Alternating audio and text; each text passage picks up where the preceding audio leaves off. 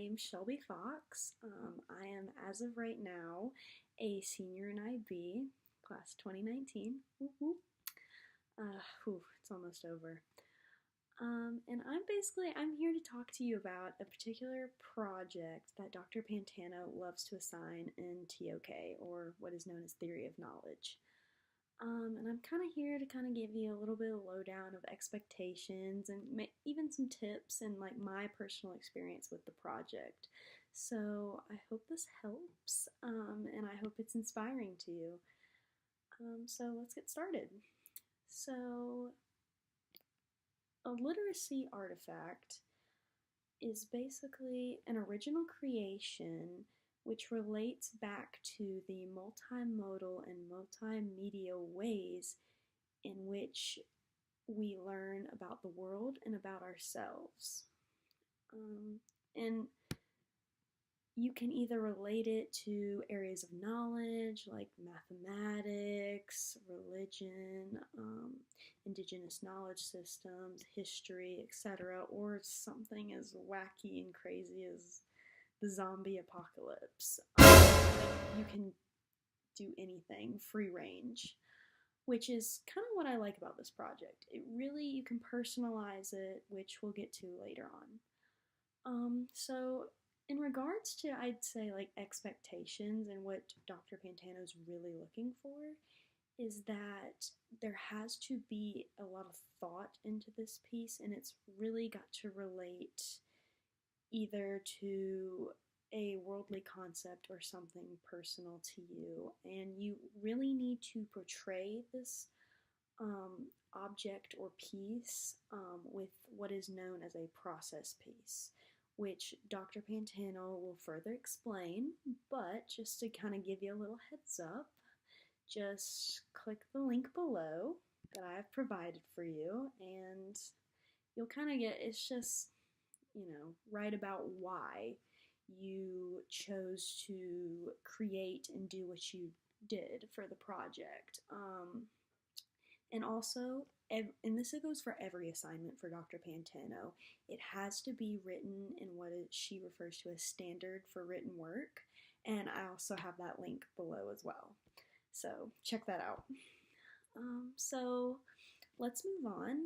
The real reason I wanted to record this video is I kind of wanted to tell you my personal experience with this project and how it inspired me to potentially pursue the major that I will be majoring in college, and kind of just inspiring me to go out and live life to the fullest and do the things that I make or set goals for. And so without further ado, let me talk to you about that. So summer of my junior year, I really wanted to kind of travel, go out of the country. I was like, my sister did, like, why can't I? Like, please, mom and dad. So they agreed, and I was actually told by a fellow student of mine in TOK, like, hey, there's this group organization that's global and really well known, and they do different volunteer projects and internships across the world. And one of them was an archaeology project. And if you don't know me, I'm a very adventurous type, and I'm a huge history nerd. So that explains the archaeology. And so I was like, okay, like, wow, like, this could be a potential, like, maybe career option. I'd really love to check it out because I've always been fascinated by artifacts and human remains and just figuring out people's pasts.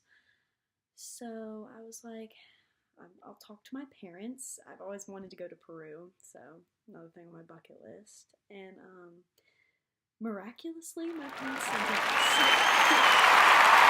So, and this organization is called Projects Abroad, so look it up if you're wanting to do something like that. They go to all over the world. And so they said yes, and it was pretty nerve-wracking, I have to admit, preparing. I was so excited, But like what got me thinking is like, whoa, I'm traveling to a different country by myself. Um, it's a fairly independent process, or at least it was for me. And when I got there, I was welcomed with open arms. My host family was amazing. And just the city of Cusco, Peru was jaw dropping. I absolutely loved it. And I loved the people. And my experience there, bar none, was the most inspirational and inspiring and just overall amazing best experience of my life. And because of that, because I got to help aid excavations there on ancient Inca ruins and be able to help preserve some of the ruins as well and part of their history and the history I want to learn about was such a neat experience. I was preserving Inca walls from Inca trails while at the same time I was touching and helping preserve a 2,000-year-old pre-Inca civilization artifact. So it was really neat. So I definitely inspire you to go and try things. And so this trip, when I got back, it was about like a month-long trip. I was inspired, and especially when Dr. Pantano reassigned the literacy artifact. And I really think I thought that this bringing in this personal experience with like the history aspect of it, area of knowledge, as well as like my personal experience, this would be a really cool idea. And so I was thinking, I'm like, okay, so how am I going to present this in an artifact? So what I did, because the trip was amazing and it's made me want to travel even more, is I decided to represent my trip and my love of traveling and learning new things by making a homemade passport. And unfortunately, I don't have it with me right now, but Dr. Pantano, I'm sure, could tell you about it if you have questions or if you want to talk to me.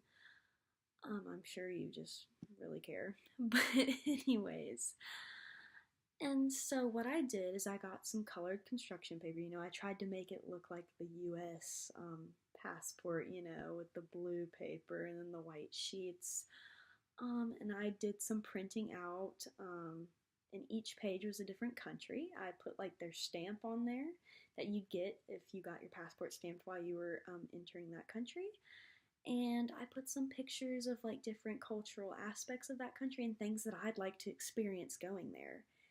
And I remember just writing my process piece about it, and it was just like all these things just flew onto the paper because I was so inspired by that trip, and I really wanted to show people how this trip changed my life. It's made me want to pursue the career of anthropology and archaeology as well as like history in that aspect, as well as keep traveling, keep experiencing things, keep immersing yourself in different cultures and learning new and different things. It was a really neat experience, and I made friends from all over the world, which was awesome. And so that was my project, and I hope that maybe some experience like that maybe could inspire you to creatively represent it for Dr. Pantano's project. I really think what's neat about this project is you have so much leeway in your creativity. Dr. Pantano will not hold you back on how creative you are. And as well as you, if you just explain it throughout your process piece really well, she is going to absolutely love it like she loved my passport. Um, and so, yeah, I hope that this video is helpful. And if you ever want to contact me or ask me about this project, or if you need help with some ideas, let me know. Shelby Fox, of course. You can ask Dr. Pantano if you'd like to meet me. I'd be honored. So, have a good rest of your year, and enjoy high school while it lasts, but also get ready for college because it's going to be a new experience. So, see ya, fellow IBers.